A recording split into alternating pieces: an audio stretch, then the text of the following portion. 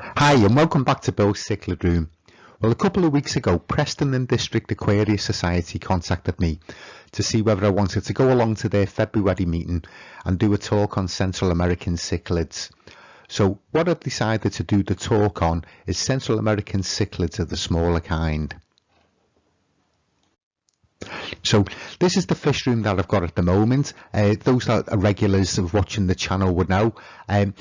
I did close down the fish room for about 10 years, but set it up again during lockdown. So what I actually did is I set up the bottom 3 tanks first and then the 3 above it, and within a couple of months I had all the tanks that you can see here set up. The other thing that I did during lockdown, during Christmas 2020, is I actually set up the YouTube channel. So it's been running for just over 12 months now. And this is the intro.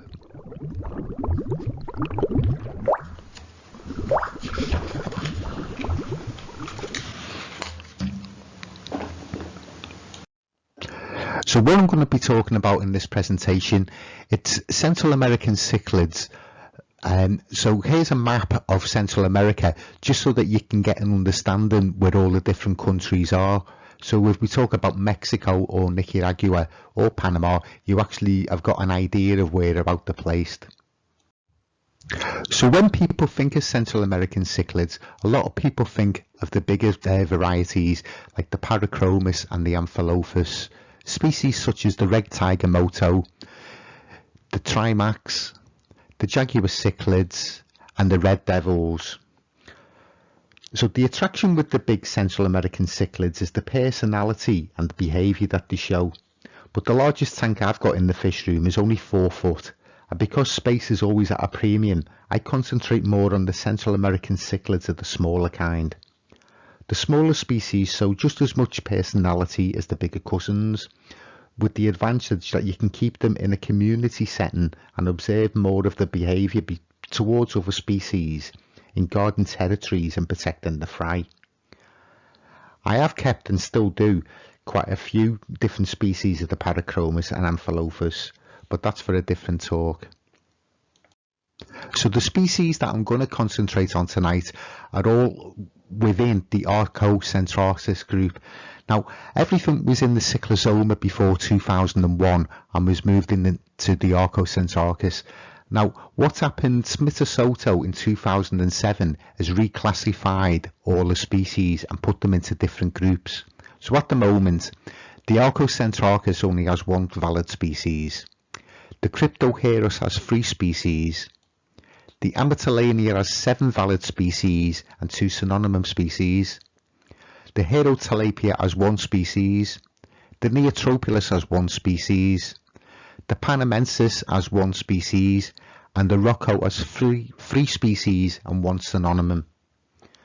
Now, from what I can make out, the split between the Cryptoheros and Amatitlania is based on the scientific stuff that I don't really understand, such as spine counts, dental records and nuclear DNA.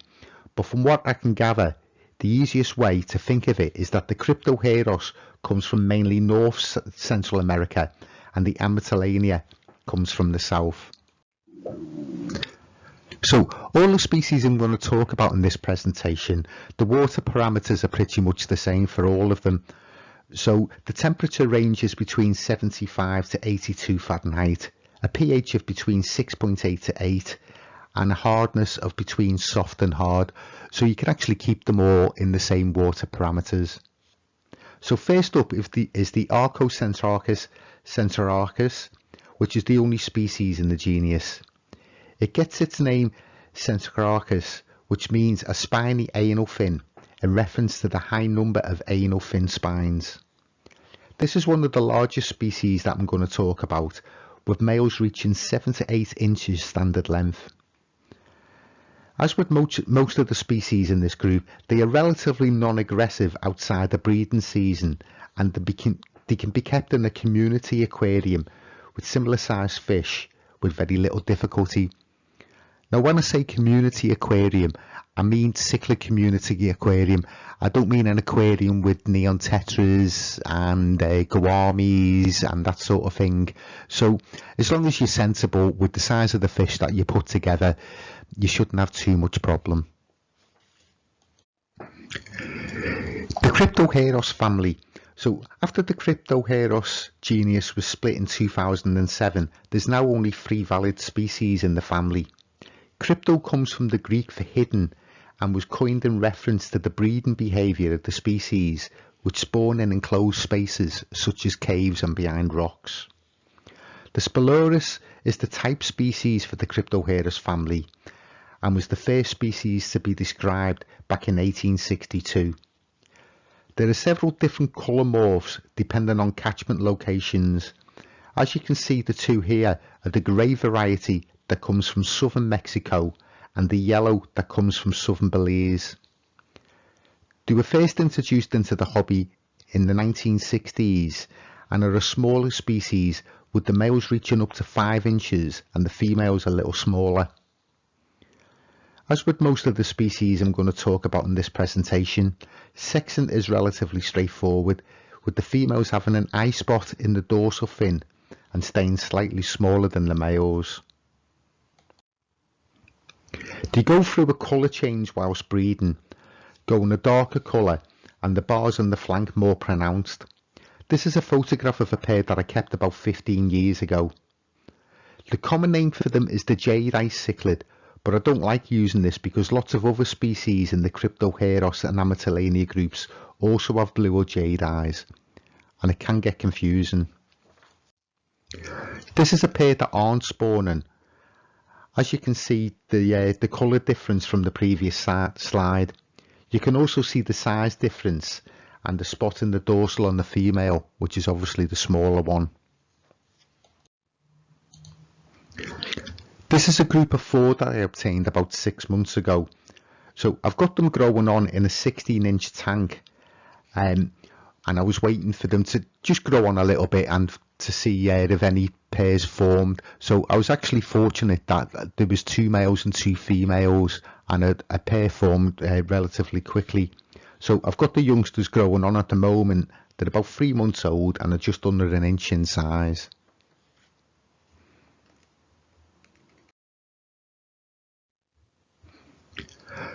The next one to look at is the Chucaumensis. So this is a newly described species and it's been split from the spilurus. These come from Mexico near Chucamel, which is where they get the name from. They have been bred in the aquarium in the States, although I'm not sure if they have made it over to the UK just yet. Although they do look similar to the spilurus, they look very different in breeding dress. If anyone knows where I can get any, please let me know.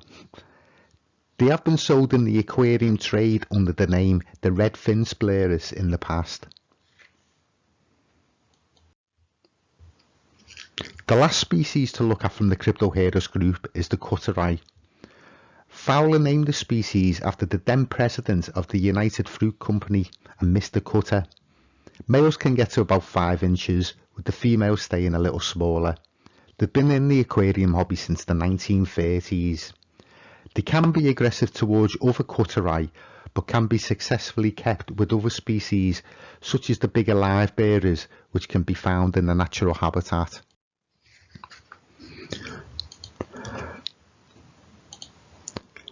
So here's a video of a young pair guarding the fry. As you can see, the male is guarding the territory while the female cares for the brood. This sort of behaviour is what I find interesting about the Central American cichlids. So you can see the female's got a load of fry there, and this is actually a cichlid community tank, so there are quite a few other species in the tank. So yeah, the male's doing really well. In fact, one of the fish in this tank is the Haciensis, the black nasty, which is only quite small, admittedly, but yeah, the male's doing really well, protecting his fry.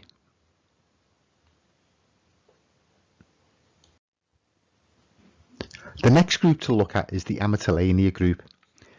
Amatitlania comes from the word amite, which is a kind of rustic paper that comes from the tree bark found across Central America.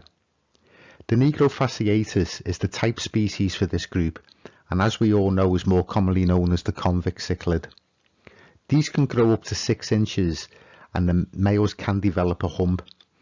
They're easy to breed and can be quite aggressive while spawning.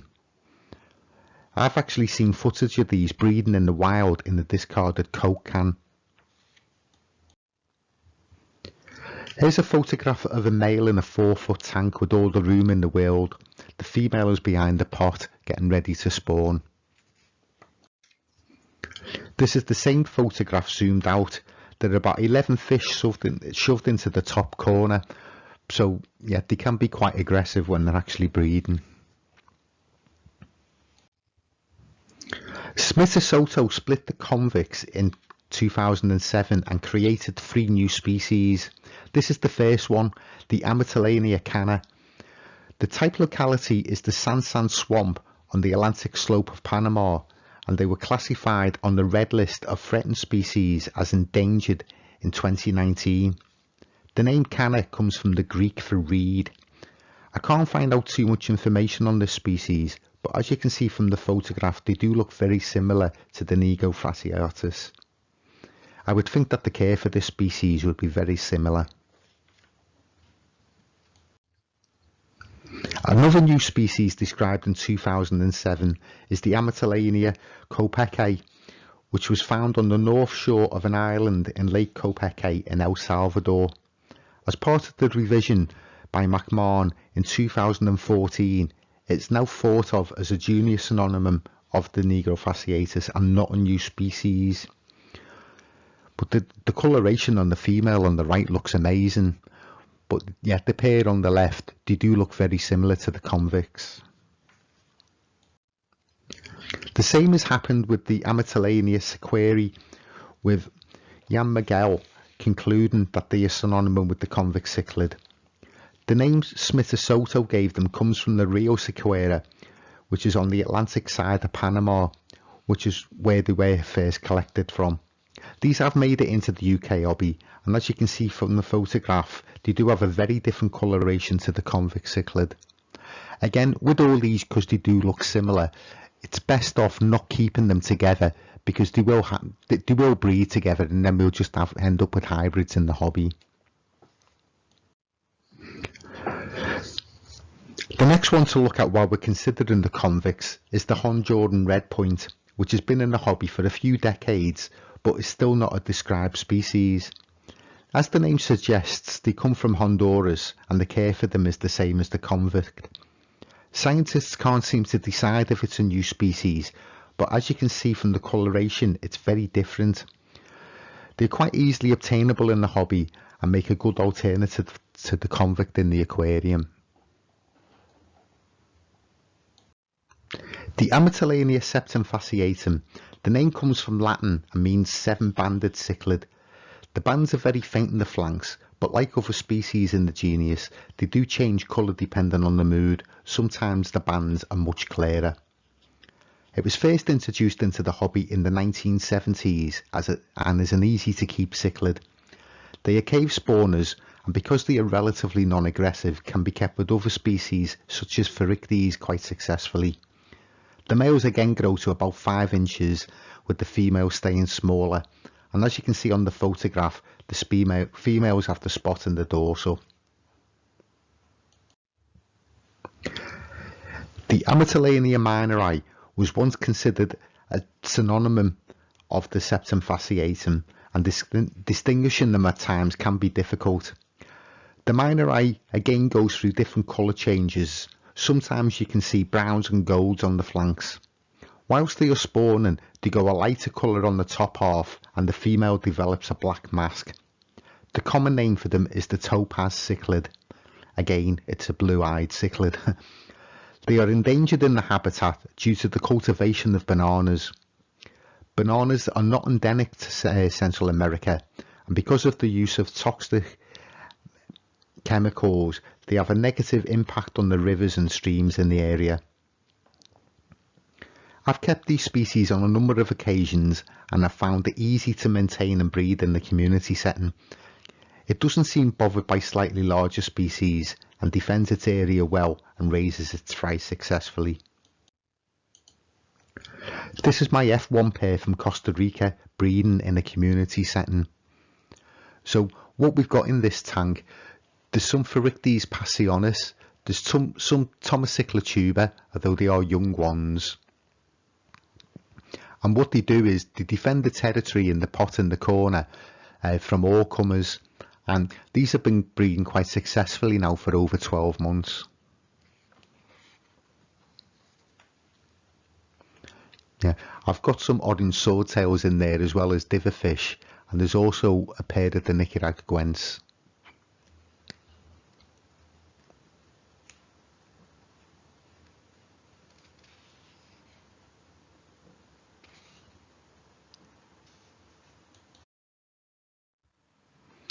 The Amatitlania sajaca, more commonly known as the T-bar cichlid. It's classified as vulnerable on the IUCN Red List. It was named after Salvador James Canosa, who was the director of the Library of Congress of Costa Rica. They took the first two letters of each of his three names and put them together to come up with sajaca. The males can get up to 5 inches and have a red coloration in its dorsal, anal and tail fins. Females stay smaller and have a yellow gold coloration in its fins. They are a relatively peaceful cichlid when not breeding, but will defend the territories and fry aggressively when it needs to.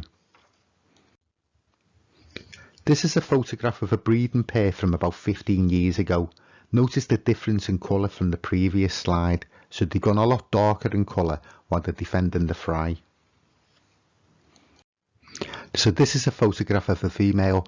As you'll notice, all its fins, the dorsal, tail and anal, they're all like a golden orange yellow colour. So that's the easiest way to tell them apart from the males. And as you can see again, it's another one with a blue eye. This is a pair that I obtained about 6 months ago.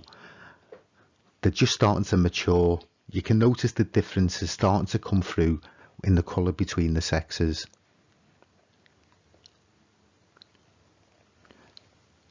So again, these are actually growing out in a small tank.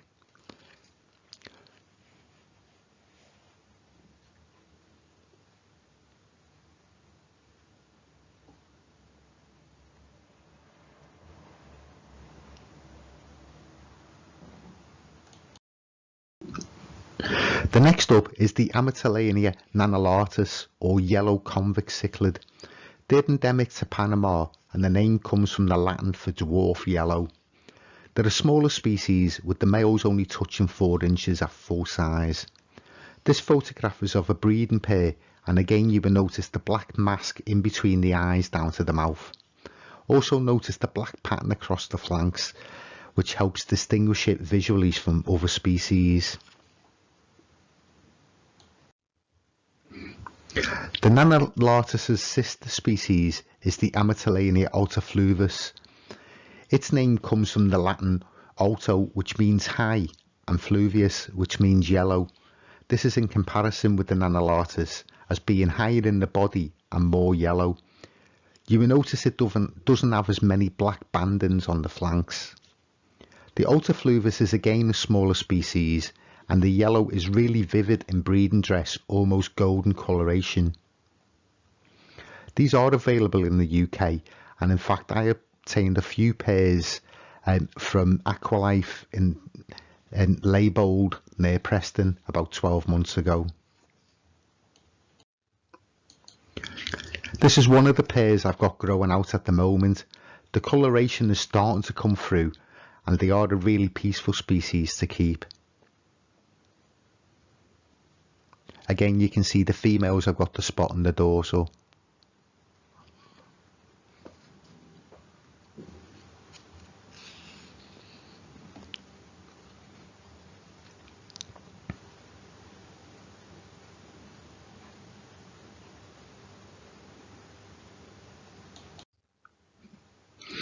One of my favourite Central American cichlids is the Herotilapia multispinosa, or more commonly known as the rainbow cichlid. It gets the common name rainbow because it changes colour often depending on mood, from a dull brown to a vivid yellow. It also changes colour whilst breeding. The males can get up to 6 inches, and again they are bigger than the females. They're also more elongated, as can be seen in the photograph here. So it's the male on the left and the female on the right. They're easy to keep and breed, and you can successfully keep them in a community setting with other fish of similar size without too much trouble.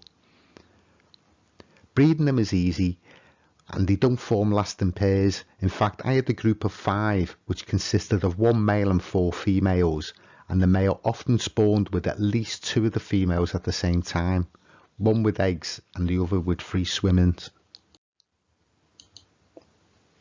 In this video, the group consists of 11 fish which had formed 4 pairs, and all 4 were breeding at the same time.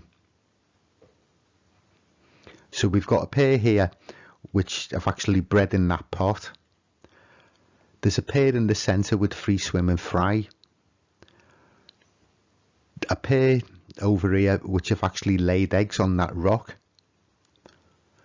The ones that haven't actually paired off are hiding behind the filter at the back, keeping out the way.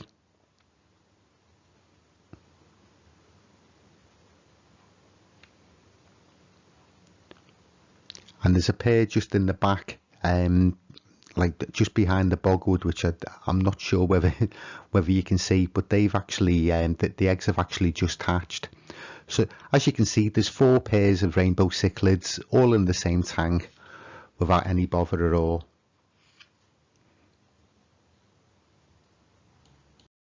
So as you can see in this photograph, the coloration of the parents whilst they're caring for new free swimmers. Notice the dark coloration between the lateral line and the dark fins, and if you look closely you can actually see some of the free swimming fry in between. The next species to look at is the Neetroplus. They get a bad rap in my opinion, which goes back to literature from the early 90s. They have a reputation of being the most aggressive cichlid inch for inch. In my experience, they're no more aggressive than other members of the Archocentrus group or Cryptoheros or Amatitlania group, and they're well worth considering to keep if looking after something different. Some people call them the poor men's Tropheus because of the similar body shape to the Lake Tanganyika cichlid, the Tropheus. The males get between 5 and 6 inches, with the females staying slightly smaller. The interesting thing with these is they go through a dramatic colour change whilst breeding, when they change from the grey with a black bar to black with a white bar, as can be seen here. I found them easy to breed. They like to dig crevices under rocks or bogwood where they can lay their eggs. The young are easy to raise on baby brine shrimp, frozen cyclos, kleps and crushed flake. The only problem is, all the while I've been breeding these, I've never actually seen any eggs. They're really secretive. As can be seen here, the youngsters have got the grey with black band coloration from an early age. These fry at about 2 months old in this photograph.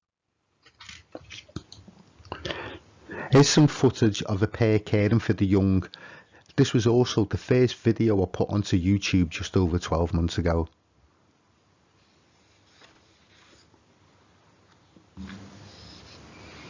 As you can see, the female, she's hiding in between the rocks with all the fry coming out from under the bogwood. So that's where they actually spawn, somewhere under there, but I'm not exactly sure exactly where.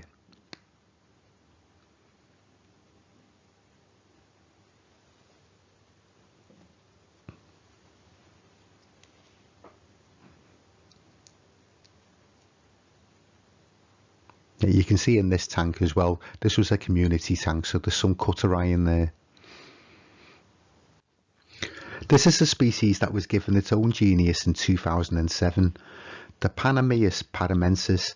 It used to be included under the Neetroplus. As you can tell by the name, they are endemic to Panama.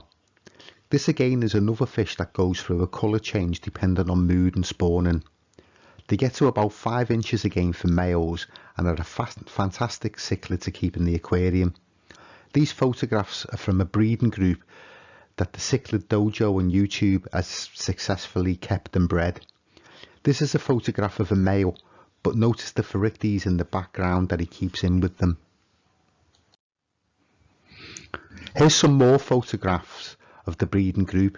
Notice the colour change in the female while she is breeding. Females also sometimes have the spot in the dorsal, but not always. You can find them occasionally in the UK, and I'm currently on the lookout for a small group of them. The Rocio genus was again described by Schmitter-Soto in 2007, and that the Spinosissimus is endemic to Guatemala and was first introduced into the aquarium hobby in the USA in 1986. They're sometimes called the spiny cichlid. They can display a range of coloration varying from grey to black with purple markings. The males can reach up to 6 inches, with females slightly smaller, and they're said to be relatively easy to breed in the aquarium. I've never kept this species, but looking at the photograph it looks like a really colourful, interesting species to try. The Rocio octofasciatus, or the Jack Dempsey cichlid, has been in the hobby for over 100 years, after first being introduced to Germany in 1904.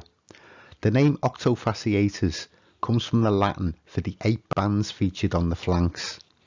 There are a larger growing species, and the males can reach up to 10 inches in the aquarium. There is also a line-bred colour variant called the electric blue Jack Dempsey. They can be aggressive in the aquarium, hence the common name after the boxer from the 1930s. This is the first cichlid that I successfully bred and raised some fry. I only had 1 tank at the time and managed to grow 5 youngsters onto about 1 inch in a small breeder box and sold them to a local fish shop for 50p each.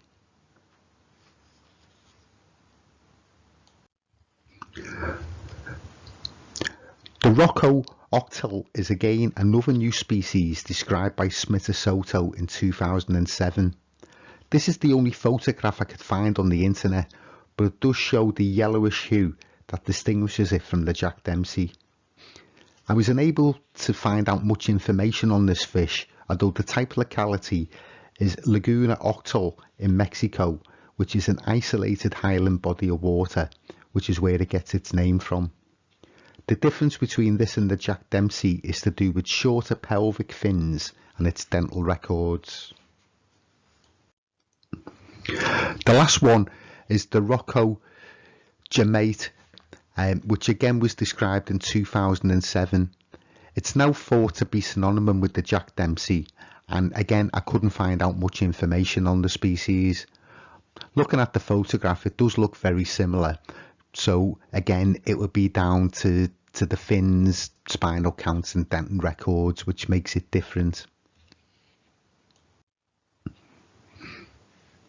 An honourable mention for the smaller, less aggressive Central American cichlids is the Nicaraguensis. I've included it here for 2 reasons. The first one because they have been included under the Archocentrus in the past, but mainly because they are another of my favourite Central American cichlids. They're sometimes called the macaw cichlid in the States, though I've never heard them called this in the UK. The males can get up to 9 to 10 inches in the aquarium, and they have a speckled pattern in the dorsal and tail fins. The females stay slightly smaller and have a blue sheen in the dorsal. A lot of people on the internet actually say the way to sex them is the males don't have the black lateral line, but as you can see here on this photograph, sometimes they do, so it's not a reliable way of sexing them. They're normally a peaceful species, but they can turn aggressive whilst looking for a site to spawn. They are the only Central American cichlid to lay non-adhesive eggs, which some people have said could be an evolution to becoming a mouth-brooding cichlid. In the wild, they dig a tunnel into the banks about an arm's length and they lay their eggs at the end of this. Because the tunnel's full of silt, there's nothing for the eggs to stick to, hence the non-adhesive. Here's a video of an F1 pair from Costa Rica that I've got in my aquarium. I've had the pair for about 18 months and apart from digging lots of pits around the tank, I've shown no signs of breeding. Over Christmas I moved them into a different tank with a spare female. The male quickly changed girlfriends and within a week I had eggs. Unfortunately the other female got bullied, so I've had to move her out of the tank. In Lake Nicaragua they have an unusual relationship with the Parachromis dovi, which William Hines successfully filmed on his trip in the early 2000s. They compete for breeding territories with the Neetroplus, so what they took to doing it is babysitting the dovey fry while the dovey went off hunting the Neetroplus. It's some fantastic footage, and if you'd ever get a chance to see it, the DVD is called Cichlids from the Crater Lakes. Obviously there are lots of other species of smaller Central American cichlids, but what I've done is I've just concentrated on the ones that were included in the Archocentrus. So some of the other ones to look out for are the Phryctes, which contain the Mikai or firemouth cichlid, the Cryptoheros, which was described in 2015 and contains the Caruleus, the Cryptoheros described in 2016 and contains the Weaseli, named after Rusty Weasel, and the Cryptoheros described in 2016, which contains quite a few species including the Artifrons, the Retisma, the Robertstonii and quite a few others.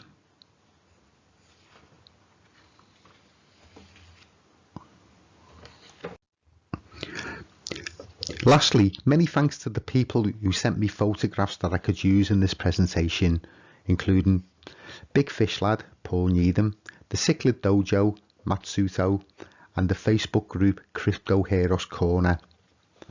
If you've got any questions about anything that I've spoken about here, if you leave it in the comments, I'll do my very best to respond.